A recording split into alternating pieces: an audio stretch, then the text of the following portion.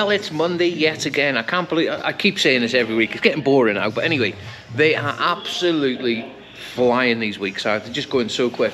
We've got a 2013-14, it might be newer, I don't know, it's got a private plate on, a Nissan Qashqai, and it has got a couple of faults, one of them being the alternator, which has failed there, and also a TPMS fault.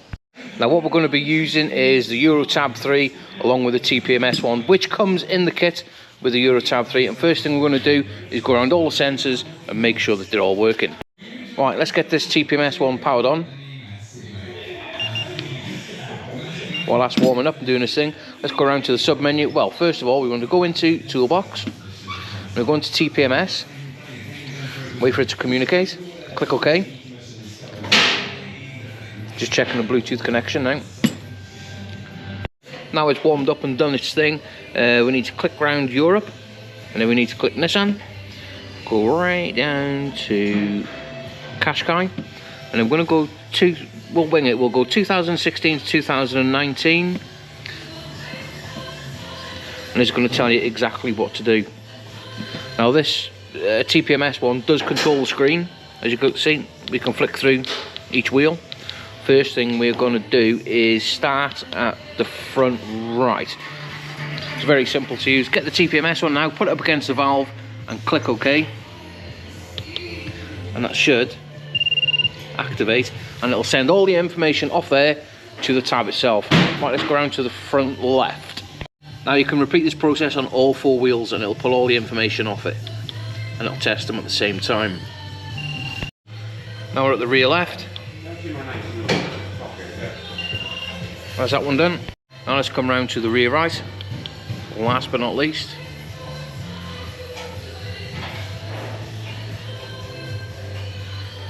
I've got a funny feeling that this sensor has failed, because normally it would have picked it up by now. I think this is our fault. Right, as you can see by our report now, that the rear right has failed. And what we need to do now is go ahead and program or get a new sensor fit to the vehicle. Now we're going to be using the launch TPMS sensors. Now these are absolutely insane. Now one thing I do want to clear up is the launch TPMS will only work with launch TPMS sensors. It will not program any other manufacturing TPMS sensor.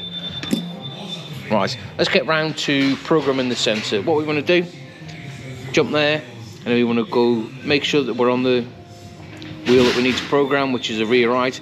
We're going to click auto, currently created ID, and it's as simple as put the sensor just in front of the TPMS one, like so, and we just click round now, go programming. What it'll do, it'll test the sensor, and once it's tested it, it will start programming it, like so.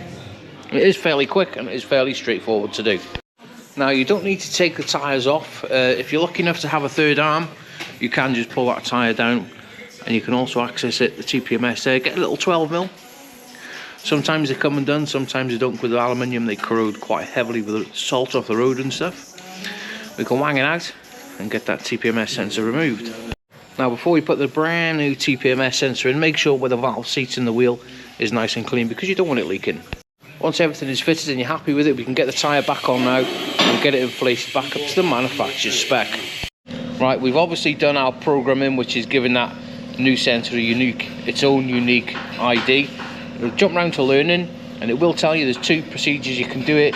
It'll do it automatically where you drive it down the road, or you can do it through OBD, and we're going to be doing it learning itself, where we drive the vehicle for 10 minutes. The reason for that, because I want to warm my fingertips are bloody freezing. Install the tyre pressures correctly, inflate all the tyres to normal tyre pressures according to the vehicle. Keep the vehicle stationary for at least 20 minutes, and then drive until learning is complete for at least 10 minutes. No less than 30 kilometers an hour and no faster than 100 kilometers an hour. And once it's done that TPMS light should go out. Now I've finished the car off, we've put the brand new alternator on it, and we've also put that wheel back on the vehicle. Now we're going to do the learning process. Well, I was about to take it down the road for a little bit of a test drive, because the car's been ticking over for about 5 minutes. The TPMS light has now gone off. We close the door. Obviously I've got my seatbelt light on, because I haven't got my seatbelt on. I'm not going anywhere, so don't worry. But yeah, that TPMS light is now off a Rooney. Well, anyway, that was a little bit easier than I expected, but yeah, that is how you replace a TPMS sensor and program it using the Launch Euro Tab 3, which is an absolutely epic tool. It is absolutely insane, and we've got no fault code stored now whatsoever. So yeah, anyway, let's get to sim.